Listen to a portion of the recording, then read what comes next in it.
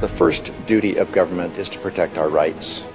It's our job to maintain the proper role of government in what we were tasked to do. If you really want to doge, this is how you doge. You don't vote for bad legislation that expands government. Thank you. Now we're talking about taxpayer money, and we're talking about accountability. It is their money. This isn't a government program we're actually spending on. We're actually giving it back to the people of Idaho. There's other options for making our ballots more secure, such as using watermarks or putting holograms on the ballots. And I think that that's what we need to look at more, is trying to get back to what we used to be, where our churches and our families took care of each other instead of relying on the state. I asked the question rhetorically, if we gave them another $1 billion, they wouldn't be happy. Well, we've given them $2 more billion, and it's not enough. We need to start making Idaho first. We need to start making America first. Other states like Texas and Florida have enacted similar laws to address illegal immigration, both locally and in their communities. And Idaho has the right to protect itself when the federal government has failed to do that. COVID presented us with quite the enigma. We didn't really know what it was or what to do, but that is no excuse to violate the rights of the citizens of the state of Idaho. I say vote no on this and let the teachers teach and quit bringing in coaches to teach the teachers to teach, and let's get education going again in Idaho. I don't know what's coming after this current administration for the feds, and we need this law because our federal laws on immigration have failed. Mr. President, I think it's incumbent upon us to allow parents to use their hard-earned dollars to provide what's best for their children. If I was looking at a business and I was looking at these figures, there would be heads rolling because this is unsustainable. My concern is that the resilience of Idahoans who believe in self-reliance and self-responsibility will be eroded. We need to be protecting our First Amendment rights, not inventing ways to slowly chip away at them. The First Amendment and our freedom of religion, freedom of speech are our first liberties. They are so important. We don't have the rest without them. Yeah, watch it. Come on, guys.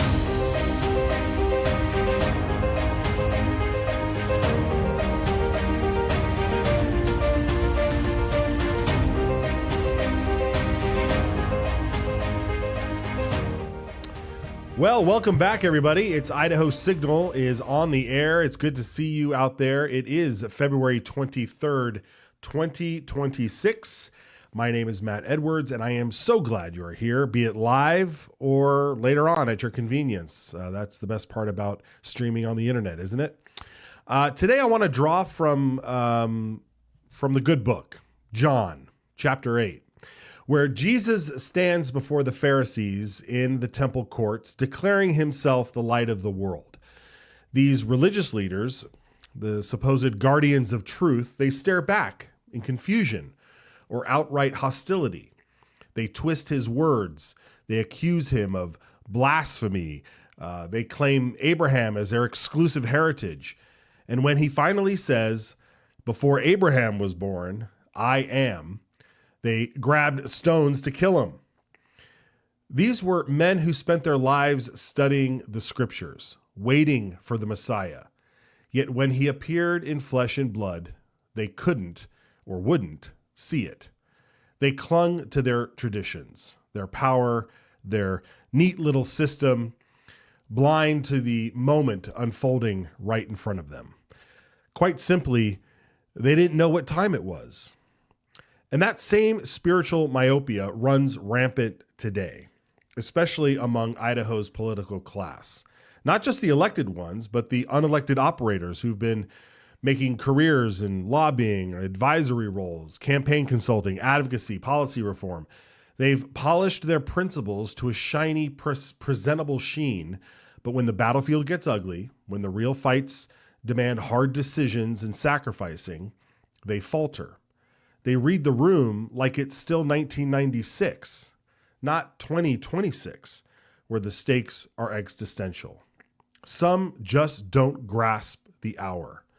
Others know and choose comfort over courage, keeping their hands clean while the world burns around them. Look around Idaho. After decades of turning a blind eye to illegal labor propping up agriculture, construction, hospitality industries, after years of shielding left-wing teachers' unions and bloated school bureaucracies where race hustling and trans propaganda wasn't just tolerated, it was often pushed or mandated by godless militants in the system. The institutional left is finally feeling the heat. Their establishment had their conniption when conservatives exposed an anti-ICE activist who held a 30-year seat on the Idaho Human Rights Commission, publicly cheering lawlessness against the federal government. The governor withdrew her reappointment after you made calls and sent emails. It truly was remarkable how quickly that happened. The old guard couldn't fathom anyone daring to stand up to call out that the emperor's nakedness, to say enough is enough. So, from DC's dysfunctional Congress to Boise's Capitol halls, the people are awake, and they're watching, and they will have their say. A new wave of conservatives isn't playing polite games anymore. They're fighting for real borders, for kids, for fiscal sanity, for secure elections, and for truth without apology. This isn't a sprint, okay? It's a long haul. We didn't slide into this mess overnight, and we won't claw out in one glorious day. That day comes when he returns. But until then, it's grind, it's persistence, it's refusing to blink when the stones start flying. The unelected influencers whispering moderation in every ear or pointing out specks in one another's eyes need to hear this loud and clear. The battlefield has changed. Clinging to yesterday's playbook won't save tomorrow's Idaho. The light is shining brighter than ever. Choose to walk in it or get left in the dark. And to those who have been walking the Capitol for a while, the ones who truly do wish to do right, reinforcements have arrived, and there's a fresh wave of forces is hitting the beaches to help preserve our shared values. And soon, more will follow. More will follow. So don't succumb to the bullying or the pressure from the old guard or the lobbyists who want everything to stay comfortably mediocre. Stop relying on victitarians that care not about actually governing. Work with your brothers and sisters. Trust in the truth. We'll win that way.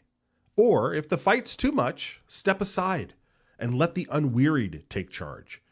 The hour is late, my friends, but the light hasn't gone out. Don't be the modern Pharisee, clinging to your neat exceptions while the light shines. Know what time it is. Stand with truth, no matter the cost. Idaho and our children and our children's children are counting on it. Let's stay vigilant, folks. Stay vigilant. I say all this, we open all this because today is Monday, the 23rd, which means the filing window down in Boise is open. Filing for what, you ask? Filing to run for state legislature and the other statewide offices. So it's going to be a week of people showing up to the secretary's office or doing it online. This is the first year you'll be able to file online as well. And it's going to happen all week long as and we'll be paying attention to who's filing and keep you up to speed on that, because it's going to be very fascinating to see how this all shapes out. What I want to do first, though, is check in on the House floor. The House is in full debate right now on House Bill 673, which actually has to do with people filing to run for office, because this bill would require it would modify the legislator. Yeah, there it is. Modify the legislator physical presence requirement in order to be eligible to run in the district that you want to represent. So let's listen to. Looks like Representative Brent Crane just ended his debate. We'll see if somebody else pops up and if they have any more words, and we'll listen to a little bit of this before we move on. We got a few guests lined up today, and so we will get to that in a moment. But let's listen. Placed on general orders.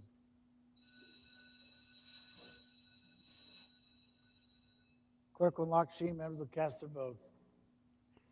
Did I hear him say general orders? Yes. Okay, so this is a bill that would or I'm sorry, this is a motion to send this bill to general Every member orders. voted. Thompson. And Hall. we've got 6 nays, a couple of absences, and a vast majority of folks.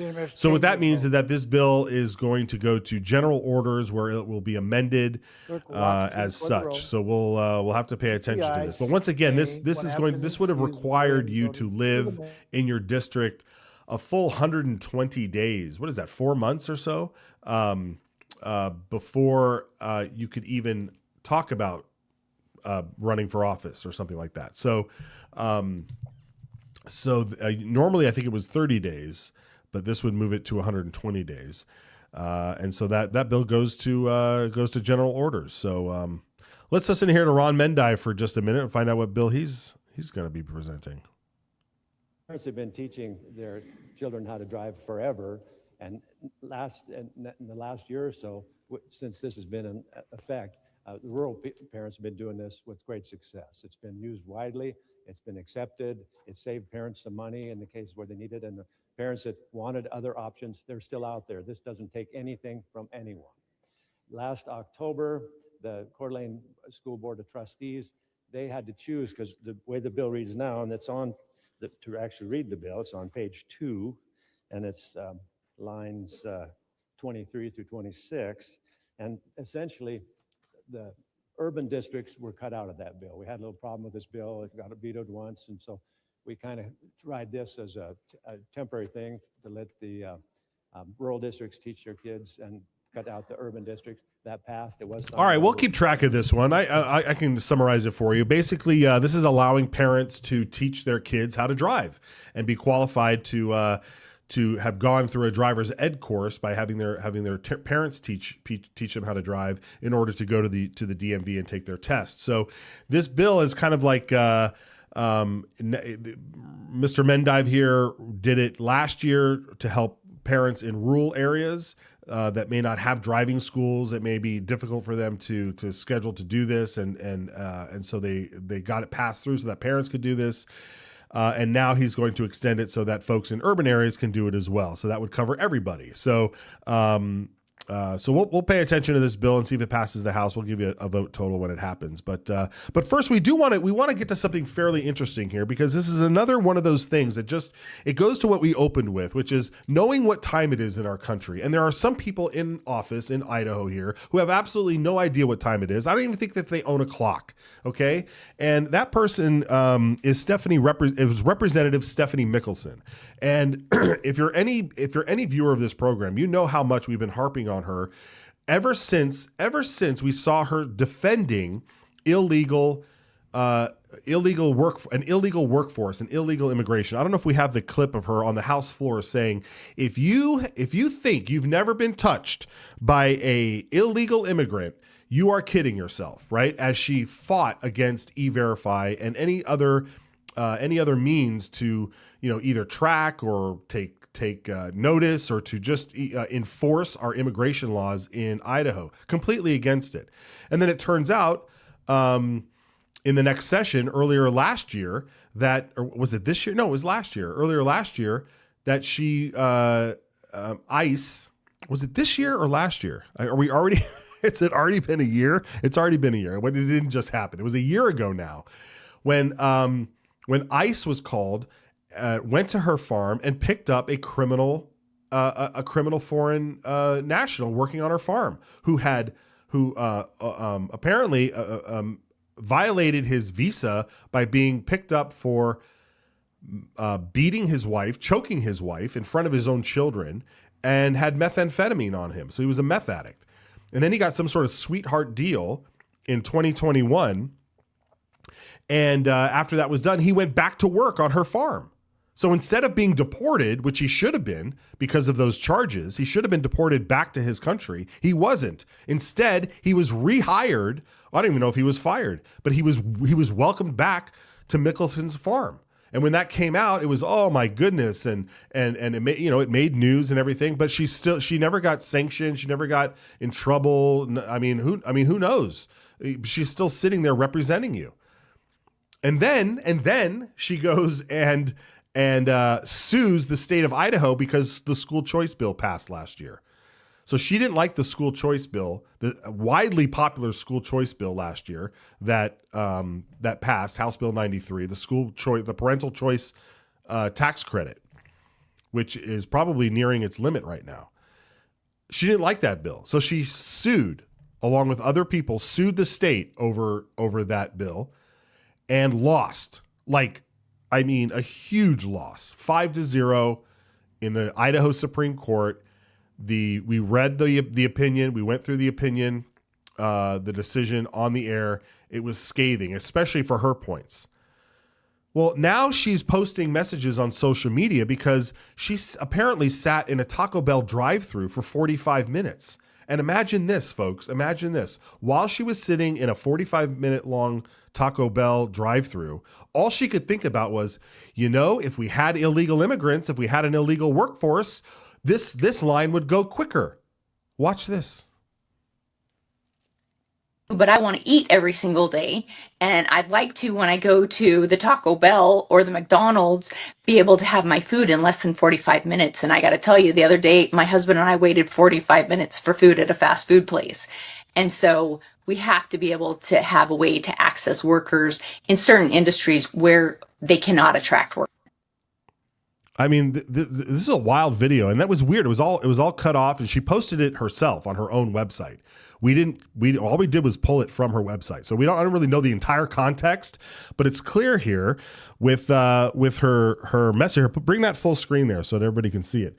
She says, "I don't know about you, but I expect to get through a drive-thru in less than 45 minutes. The other day, my husband and I waited that long for fast food. That's not about convenience. It shows a workforce gap that businesses across Idaho are dealing with every day. Some industries cannot attract enough workers. We need practical solutions that keep businesses running and our economy moving." Folks, I was just in Boise last week, and I went to an In-N-Out burger because I love me some In-N-Out, and there's two of them now down in Boise, and I want you to look at what they deal with at In-N-Out. Look at the lines. This was pretty much what I saw, except for the line of people outside, because this is probably during their opening day. When I showed up, there wasn't a line of people outside. Everybody was inside. But the cars were just as long, because that's typical. And the amount of employees that are all around is staggering. They're happy, they're working, and even in a place like that, when I stood in line, sure, I had to wait maybe 15 minutes for my order because they're packed. It's packed. I don't know how packed Taco Bells are lately, but that place is packed, and they have plenty of workers, and they all appeared to be young, Idaho-born, happy workers. So I don't know, Stephanie. We'll figure it out. More on that later, but first I want to bring in our first guest here. David Worley is out of East Idaho, and he joins us now. And folks, if you watched the program last year, he was the subject of a lawsuit due to his time in the Idaho Army National Guard. He's a major there. David, welcome to the program. Some of the folks know what happened, but if you could give us a brief rundown of what happened to you as major in your recruitment office and your station there, and then what brought you to a lawsuit that I've learned has since been dismissed. So just some clarifications right off the bat. The lawsuit hasn't been dismissed. The lawsuit is ongoing, so I'm still suing the Idaho National Guard. What ended up being dismissed was the actual charge of violating Army equal opportunity policy or engaging in any form of harassment or anything like that. So that was that's what eventually got completely dropped. So what basically happened is this is 2023. This is the tail end of the Biden administration, and I took a position in the Idaho National Guard, full-time position as a recruiting company commander.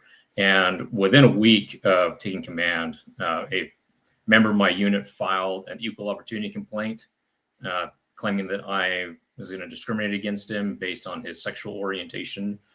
And the only evidence he provided for his accusation was not anything I'd said to him or really done that would indicate this, but that he provided as evidence posts from my social media when I ran for state senate in District 29, and also provided, you know, some articles from different various news sources that claimed I was a religious extremist or political extremist or whatever, and also brought up my participation in a protest where I helped organize a peaceful protest that shut down a drag queen story hour in Pocatello and got that program removed from our library. So that was a successful thing we did, and all that was great. And that was all done in a private capacity. So I didn't do it in uniform, didn't claim to represent the Guard, dotted my I's, crossed my T's, and all that stuff. And I was also, just to be clear, I was not on active duty at the time. I was a drilling guardsman, and drilling guardsmen have many of the same political protections as your everyday citizen does. I mean, I'm still in National Guard,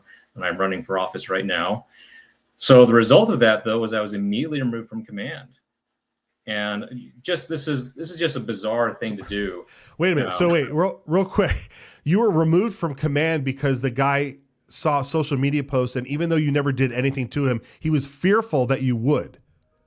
Yes, and that's what this boils down to eventually, is that I was removed from command for wrongthink. And as the investigation progressed, there was pressure for me to resign. They tried to do that. Eventually, I had to lawyer up, and we ended up having this long administrative battle back and forth with my chain of command. And just to be clear, this goes straight to the top. Recruiting battalions report to the adjutant general and the assistant adjutant general, the tag and the A tag. So these are 1- and 2-star general officers making these decisions. This is not something that's done deep in the bowels of the military bureaucracy. These are high-level decisions being made. And a decision was made during the course of that not only was I need to be removed from command, but during the course of investigation, the investigating officer actually recommended that in future, when you're hiring people to be in positions like the one I was hired into, that their social media and their web presence should be screened to ensure that people that have my problematic religious and political views are not hired into positions of responsibility in the future. And this is something that's highly documented, and we have this all in documents that came directly from the military. So what this exposed is that even at the Idaho National Guard, which you would think would be different than the stuff going on in the big army or whatever, but a lot of the same problems that we saw where you have this anti-Christian bias have filtered all the way down to the state level. I'm just, are you like a psychic? Like, do you, when you're recruiting or you're dealing with those under you, do you know everybody's sexual orientation or what's going on in their mind that you're such a threat? No, and I think that this goes back to, I'm going to leave, the specific soldier's name out of this, but basically this guy, was angry that I was his commander, is what I think this boils down to. And he just didn't like who I was and wanted to do what he could to hand me up. But the disappointing part was that, in a sane military with a guy with my background, my record, 3-time deployment to the Middle East, 2 combat tours, a lot of advanced training from the military, no problems on my record, nothing. There was no attempt of any like, hey, let's see what really happened here. Maybe do some corrective action, I was immediately, administratively removed. And then also for the subsequent years, it wasn't really allowed to have any positions of significant responsibility. For a long period of time, I really had no job, no chain of command, but they still kept me on the books on order. So waste of taxpayer funds. But because they didn't know what to do with me, because I, told them no, when they asked me to resign, and I ended up refusing to resign, and I don't think they were prepared for that type of resistance. But that was the most disappointing thing, is that I've given my entire life to the military. I joined the Idaho National Guard at age 17 here in Southeast Idaho back in the day, and I've done, now coming up on 24 years of military service, and a lot of that time spent on active duty and overseas. So to see that all of that didn't really matter when my beliefs ran afoul of what was in vogue for the regime at the time, and that those policies continued even after the Biden administration went the way of the dinosaur and Trump came in, and a lot of these things got rolled back. These things are being pushed from the Department of Defense, the Department of War. This just continued, and to a certain extent continues to this day. My military career has been severely harmed by this. It's really hard to recover from being forcibly removed from command. And like I said, when the investigation finally concluded, they eventually had to conclude that I didn't engage in any discrimination, I didn't engage in any harassment, and they had to try and find some other justification to, justify what they did. So after the fact, change their rationale for what happened to try and justify everything that's happened so far. And that's why the lawsuit is ongoing. We're still waiting to hear back from the federal judge on exactly what's going to happen. But we're optimistic that this is a clear violation of the First Amendment. And we just really want to see people held accountable and also see policies change so it doesn't happen to other people. Yeah, well, and that's one thing I wanted to ask you about. You hear oftentimes when you sign the paper to join, a certain branch, any branch of the military, that you're signing away your life, your rights, everything, your body, the whole deal. Yeah. Does the First Amendment usually go with it as well? I mean, apparently not, but no. I mean, no, it shouldn't. Yeah. So this is something that soldiers and officers in the military have. Their constitutional rights remain intact while you're in the military. Now, there are some restraints, obviously, to maintain good order and discipline, like you're under restrictions, like you can't criticize your commander-in-chief in the same way you can as a civilian.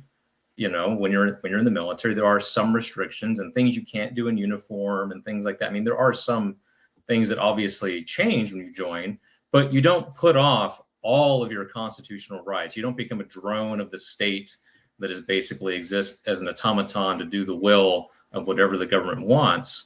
No, you still maintain your First Amendment rights and your right to express your religion, especially on your own time. I mean, this is one of the things that's so bizarre about this. I understand there's a lot of problems that would create if I had done any of these things in an official capacity.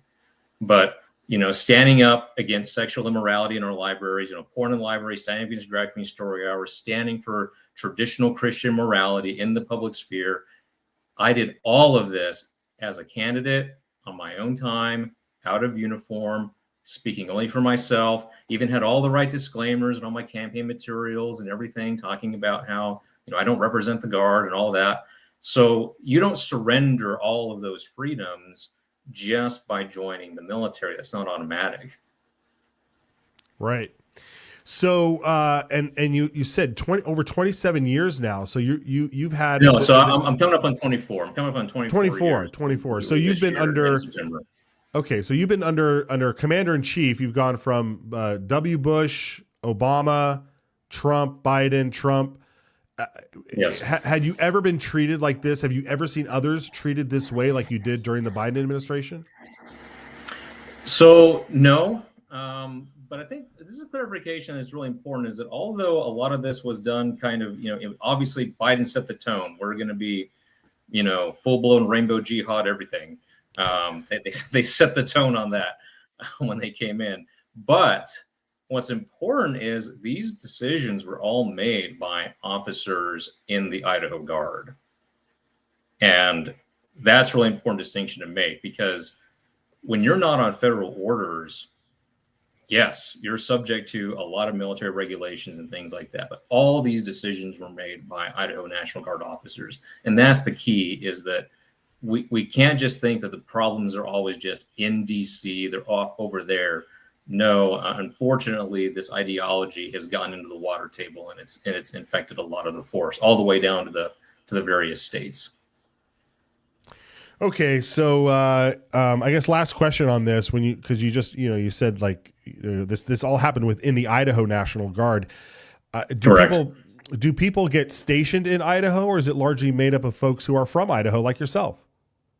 So just as a clarification, so a lot of people kind of have trouble understanding this distinction just because we all wear the same uniform. But so you have the active Army, the regular Army, then you have two reserve components for the Army. One is the Army Reserves, the Federal Reserve Force. And then you have the National Guard, and they are part of the Army Reserves, the second component.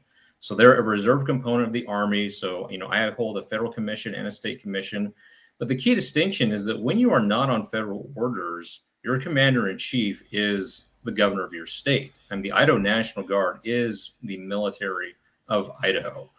And so, and this also goes back to the same constitutional restrictions, right? So there are certain things that I cannot say about Governor Little, just by being in virtue of being under his command. And that's fine. That's part of maintaining good order and discipline. I do give up some of my freedoms by being in that chain of command, because he is my commander in chief. But people should understand that the Idaho Guard is, matter of fact, to the point that Idaho military law, which a lot of you aren't familiar with, actually is what governs the Idaho National Guard. And that is controlled by the legislature. Right. Okay. All right. Well, like you said, I'm glad to hear the case is still pending, if you will, and we'll see what the decisions are. Hopefully it turns your way. But I do want to get into, you've mentioned several times that this stuff has happened while you've been a candidate, and I know you've run for several different offices prior to something that happened today. What happened today on the first filing day here in Idaho? Yeah, so there's this piece of legislation, HB, I have the bill number right in front of me here. Anyway, it's this one that's being debated on the floor right now. You're just streaming it just a few minutes ago. But yes. Basically, what it does is that it's going to change our election law, and it's going to change the filing deadline, not the deadline, but the residency requirement. So as Idaho law reads right now, is if you are living in your district 1 year prior to your resident of your district, 1 year prior to the general election of the election of which you're filing. So it's in November. I mean, to be living in your district by November the previous year. Pretty simple. What this does, it says, no, you have to be living in your district for 1 year prior to the date that you filed. So like I filed today, this morning, that means I would have had to have lived in my district and been a resident in February of 25. Now, I've owned a house in my district for a couple of years. I've been remodeling it, haven't had to move here. I've been doing a lot of stuff in my district, but formally didn't move until July of last year because that's when we finished all the remodel on the house. So, under this bill, one way you read it, I could definitely be disqualified. And I just think it's dangerous and it's bad form, and it just creates a lot of questions about why the legislation is being pushed when you're trying to change the rules of the game in the middle of the game. Because a lot of people lay the foundation for running and do a lot of preparation, do lots of different things way ahead of the filing deadline. And so the idea that we would change this requirement in the middle of the week where people are required to file for office, I think, it smells like targeting. And it also is just bad look for the legislature in general, that this is something that you shouldn't do in the middle of an election season. Yeah, great points you made there. Absolutely. So tell us a little bit about the seat that you filed for and what your pitch is. So I'm currently running for state senate in District 28 in the Republican primary against Jim Guthrie. So Guthrie's been in the seat for quite a while. As a matter of fact, I was born and raised in Pocatello, and I can't remember Jim Guthrie not being in office. So I think he's been elected official of some type my entire life, pretty much. But why I'm running is because I think that, as you brought up earlier in your monologue, we need people in office who know what time it is. And the fact of the matter is that we're in an existential conflict with the radical left in the United States. I mean, we saw them make an attempt to try and kill President Trump. We saw them successfully assassinate Charlie Kirk. And the worst part about that is we saw tens of thousands, hundreds of thousands, millions of people actually on the left perhaps celebrate his assassination, celebrate his death.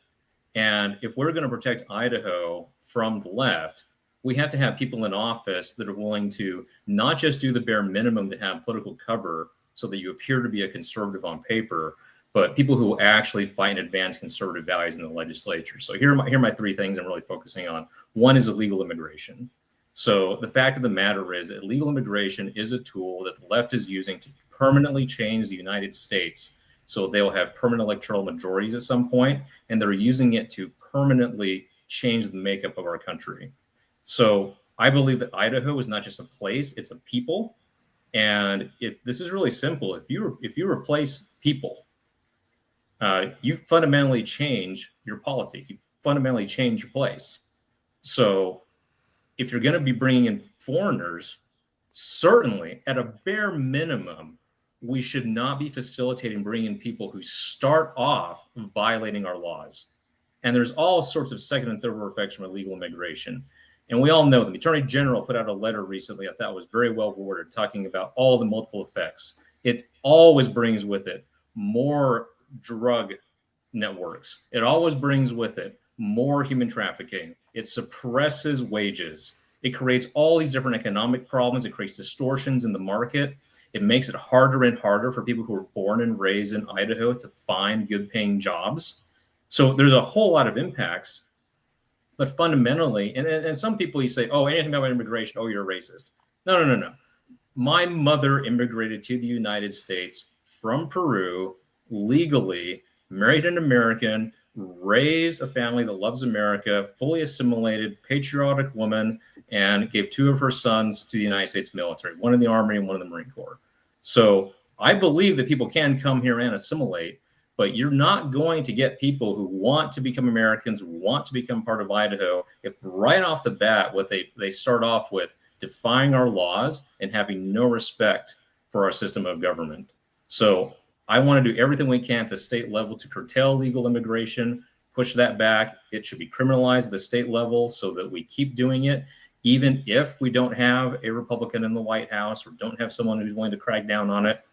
And there's lots of tools we have at the state level. Mandatory E-Verify is no brainer.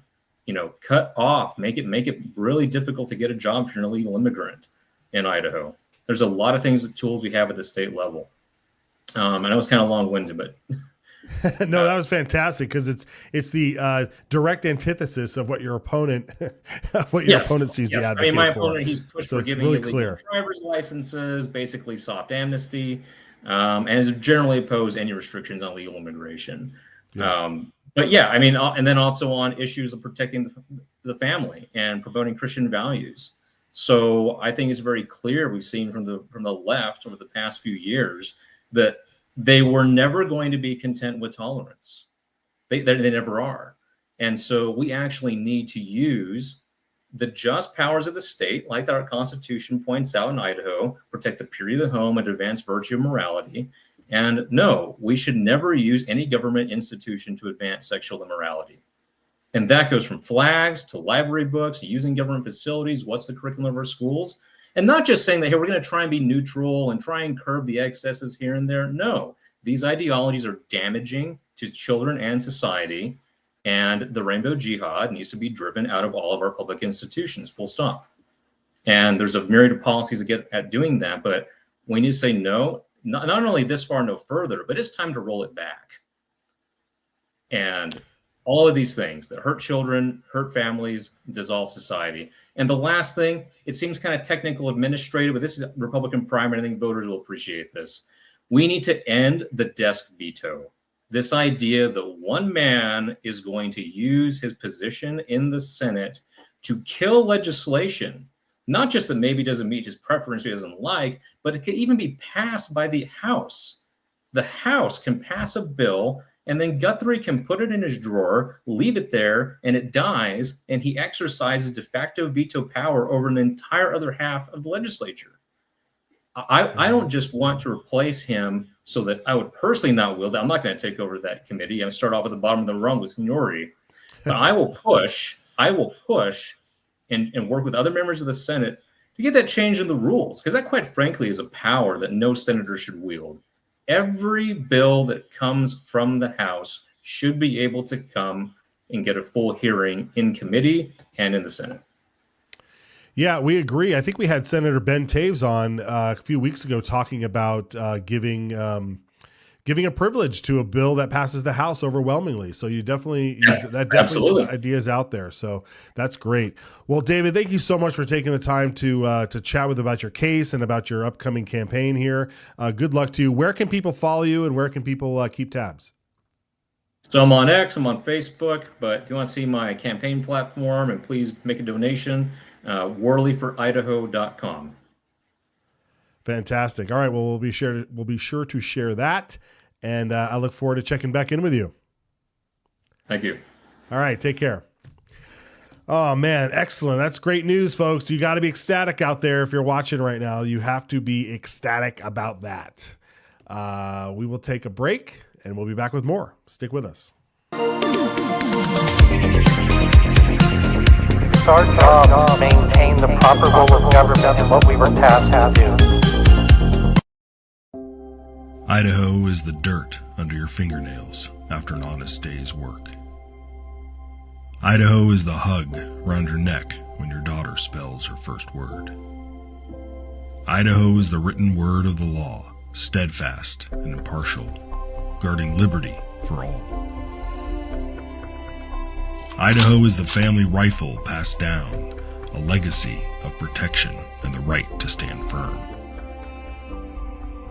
Idaho is the echo of your own voice, unshaken and free, standing tall among the world's silenced. Idaho is the home that's built to weather storms, not empty wallets. Idaho is the quiet trust between a patient and healer, unbroken and sacred. Idaho is the hymn carried by the Spirit, gathering neighbors together in faith and purpose. Idaho is the laughter around a campfire, a family's bond growing stronger with every word. Idaho is the pioneer's will, firm and clear. We govern ourselves, free and unbound. Idaho is what America was. Let's keep it that way. Ask your legislator to sign the Citizens Alliance of Idaho pledge to preserve our shared values. We ride together. All Idaho lawmakers swear an oath to support the Idaho and U.S. constitutions. But how's that working out for you? Because not all Idaho lawmakers share the same values. That's where the Citizens Alliance of Idaho pledge comes in. 10 statements inspired by those two founding documents that are designed to preserve our shared values. Values such as education freedom, safeguarding free speech, defending our protected right to self-defense, and being responsible stewards of taxpayer dollars. When a lawmaker signs the pledge, they are performing an act of political courage, accepting the challenge to be a champion for our values, and serving with political integrity. To find out if your lawmaker signed the pledge, visit idahopledge.com. Paid for by Citizens Alliance of Idaho. We ride together. All right, folks, welcome back. We're just trying to get our, it's interesting. We haven't been broadcasting on X. I mean, we're broadcasting on X, but a notice doesn't go out. And so we're just going to make sure that notices do go out so that everybody realizes we are live, so you can join us live. If you haven't and you're just watching us on an archive, no sweat. We're glad you're here, regardless. Nonetheless. All right. Great interview with David Worley there. We will definitely have that clipped out and be able to share with you so that you can learn more, keep track, listen to it again. A lot of great information. What a guy. What a great guy. Great patriot. I mean, the juxtaposition between the two that are going to be running in that race is going to be amazing. So we spoke a little bit about Representative Mickelson and her remarks about fast food joints, and then how it's easily debunked by just looking at a place like In-N-Out. We heard from David Worley about the attitude in the military, especially during the Biden years with the wokeism, what's going on in our schools. And it really begs the question, does anybody have an answer for anything? And we know that we do. There are answers out there, and we are seeing them happen. We are seeing people like Worley. We're seeing other people that have stepped up. Hopefully we'll have Senator Brian Lenny on here in a few minutes as well. But I want to highlight for you something that happened in the House Education Committee this morning. Occasionally they'll have people come in and present stories of, or reviews, recaps of what's been going on since the committee last met.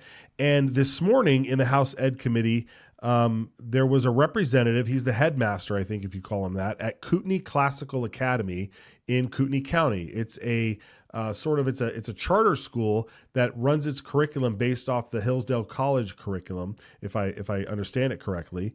And so he was there to answer questions and give a presentation. And Representative Ehart had a fantastic question for him, and I thought it would be very appropriate to play it because there are people out there who have answers to the things that are ailing us, especially in our education department. Check this out. Chairman and good gentleman, it's interesting that you're here, and I apologize with all my heart for having missed. I did not want to miss that which I missed in here, but I can get the gist of part of this conversation right now. And so it's an interesting, I myself was an English major, literature, and love the historic works of which you're referencing. There's a senator that I always joke with that I tell him our kids need to read Chaucer, and he says, why? I'm like, well, let me count the reasons. But what it seems, I'd like you to comment on this, and I think you're going to be repeating part of yourself. It seems to me that what this has come down to with our education now is that we have developed this idea that we're educating in high school for jobs. And I keep advocating against that. I don't believe that is the purpose of education. And so maybe a more pointed question for you with your background is, and again, you maybe answered it, so I apologize. What is the purpose of education? Again, I'm sorry. That's okay. Go Thanks. ahead. Thanks, Al. Again, and this goes back to the entire historical classical model. It's about human beings. It's about human nature. So a great example to look at is C.S. Lewis, The Abolition of Man, which is a beautiful book, probably one of the best books on education you'll ever read. And what Lewis does is he divides a human being into three parts. There's the head, the chest, and the stomach. And what he's doing is he's simply taking an old teaching about how a human being is divided. Okay, and the old image was a chariot. Okay, the image of a human being was a chariot. The reason was supposed to be in control of these two horses. Now, the appetite horse was the one you really had trouble with. That's the one of your basest desires, right? But there's another horse called the noble horse that Socrates calls it, and that's your thirst for things. The most dangerous thing that can happen to a human being is the charioteer, which is your reason and logic, loses control of the reins, and the passion horse combines with the desire horse, and you take a nosedive in life and crash and burn. So all of these teachings were designed to kind of rein in the appetite, to self-discipline the appetite, and to liberate the passions to discover higher things like wisdom and truth. So the teachings were about that. Now imagine somebody who doesn't have a heart or any passion for anything decent getting in control of technology. What the Greeks understood is you have to have a well-formed human being first before you hand over those tools. And so the purpose of education, again, was that oak tree, was to kind of make them understand that this has to be ordered and ranked in a particular way. And that wild card, which is your heart, the passion has to go toward wisdom and education rather than the lower desires. So that's a teaching that came through in the 16th century with Pascal, famous French thinker. And then a great kind of summary of it is The Abolition of Man by C.S. Lewis. He wrote it in 1944.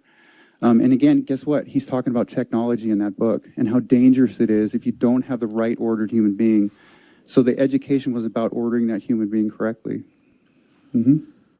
Folks, I challenge any superintendent, and there might be some fantastic superintendents across Idaho. I challenge any superintendent to show up and deliver that in front of the committee or in front of their school board in your area. I mean, this is the fundamental essence of education for our society. I mean, the whole point of our government is to further our people. And you do that through that kind of education. You do that through encouraging marriage between a man and a woman. You do that through encouraging children and saying that the state has a compelling interest to protect the children. I mean, this all stems from this. What a remarkable, I've met that man. He's a heck of a guy, and he's doing this a lot, and he's in that position a lot longer than he should be. God bless he's in that position, but he's been there a while now, and or at least longer than he anticipated. But what an extraordinary thing. You take that and you juxtapose what's going on in the public school system. Were we going to share some of those photos? Here's what's been happening in the public school system. You've got kids walking out of class, holding up signs with misspelled words, railing against the billionaire class, against Trump, against ICE. Is America great again enough? Isn't it great enough already? It is so sad. It is so sad. And that is why we take what we do here seriously.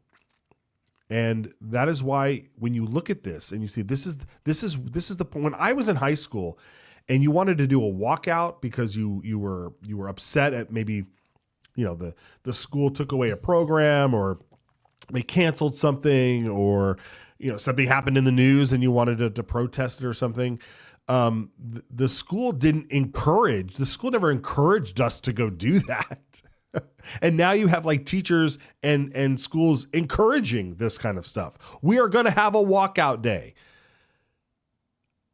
This is Marxism. They're teaching your children in public school. They're teaching your children how to be social justice warriors and activists. Student protest against ICE actions. Where is this at? I guess it doesn't matter. But this is what they're teaching your kids. You take this versus what Kate said earlier over at Kootenai Classical Academy. It's unbelievable. This is outside Lake City High School. So this is the same area up in Coeur d'Alene. So it's really black and white what you're seeing there. So folks, this week, the filing period is open to run for office. If you have any ounce of desire to help and you don't know, maybe you don't have a ton of money to donate to candidates. Maybe you are retired and you just don't know what to do. There's plenty of places for you to act. You can help a candidate. You can run for office yourself. You can donate. Okay. If you're working 24/7, if you're working 40, 50, 60 hours a week and you can't run for office, help somebody run for office. Donate money to them. Spread their information around. But this week, the filing period is open to file to run for office. And you can do this online. Maybe we can bring up the Secretary of State's website. We'll give you a minute to look for it. But you can file online. And this is a big change from years prior. Years prior, you had to go and travel to Boise, to the Capitol, to go to the Secretary of State's office and file to run for office in person, which was kind of cool. There's a certain ritual behind that to travel the state, go to the office, sign the work, get your picture taken, and that sort of thing. But here, you do it. You can do it right from your home. Begin your filing at run.voteidaho.gov. That's the website. And then you can also see who else is filed. And that's this week only. It's 1 week. Before it used to be 2 weeks, but this is 1 week filing period. So, folks, now is the time.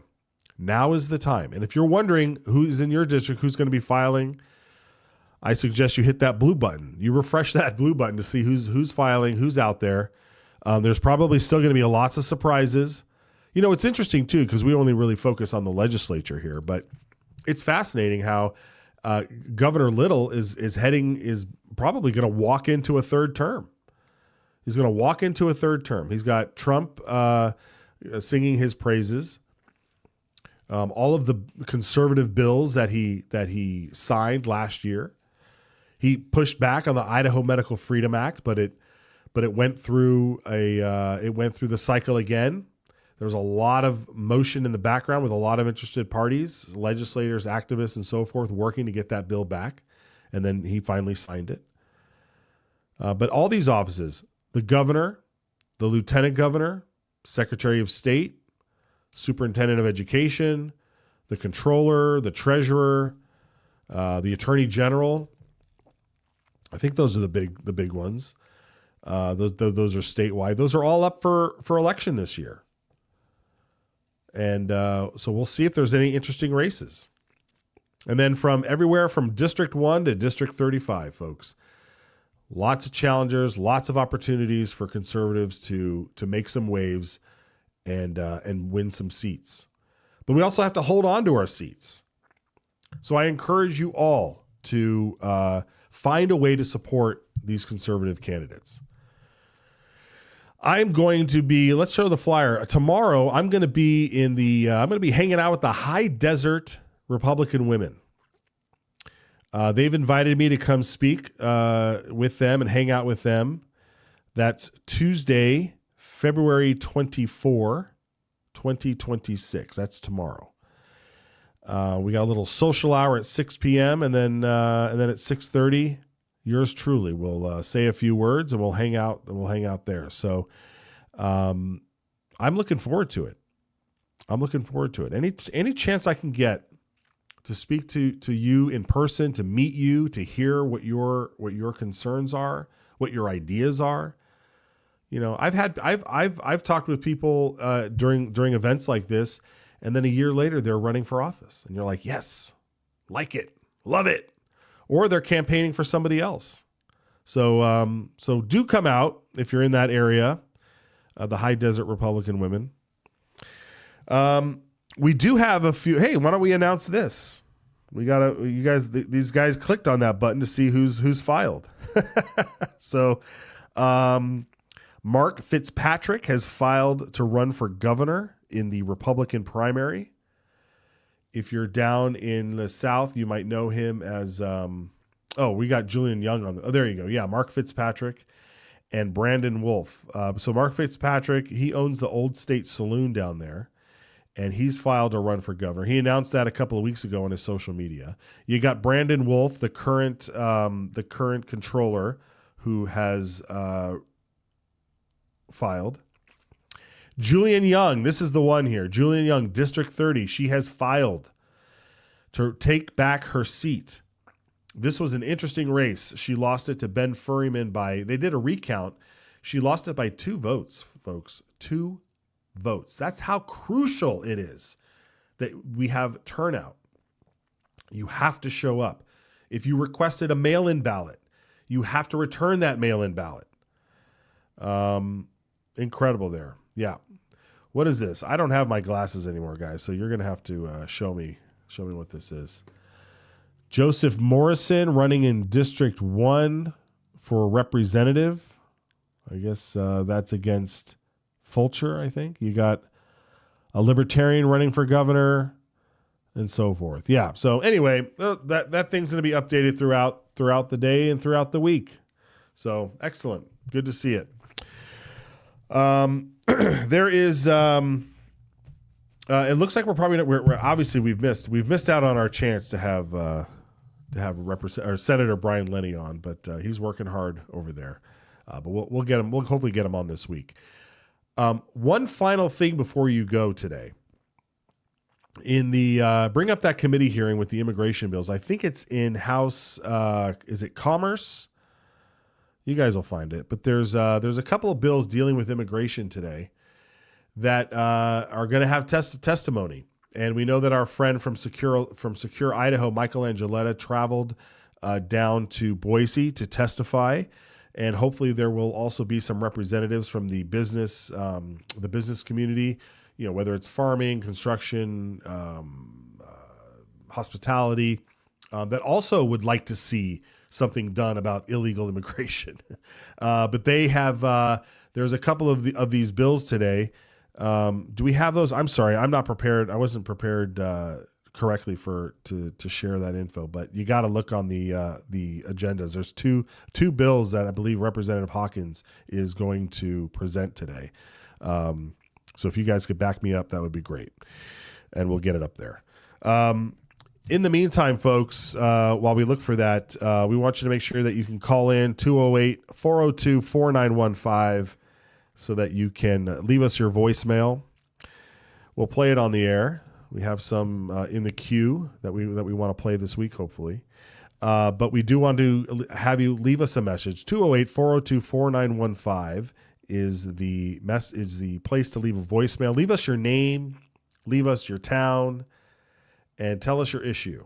And we don't care if your issue is you're the only one that cares about it, or if 10,000 million people care about it. We want to hear what your opinion is on it. So please give us a call. 208-402-4915. Also, over at idahosignal.live, you can listen to the broadcast, get looped if you've missed any portion of this and you just want to plug it into your car or your combine or wherever you listen to the show. That's a great way to save on your data by listening over at idahosignal.live. So we will get that done. All right, let's see. I think we got that committee up here. Let's look at that. We've got House Bill 704, unauthorized workers. Oh, that's from Representative Redmond. Yeah, my apologies.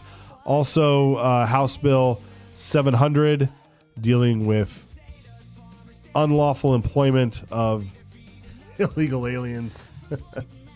Boy, these bills, man. It's amazing you have to fight this hard to get stuff like that through. But that's the hearing that's going on today at 1:30 Mountain Time. So please go click over the House Business Committee, sign up to testify, send in your written statements, and join the good folks down there.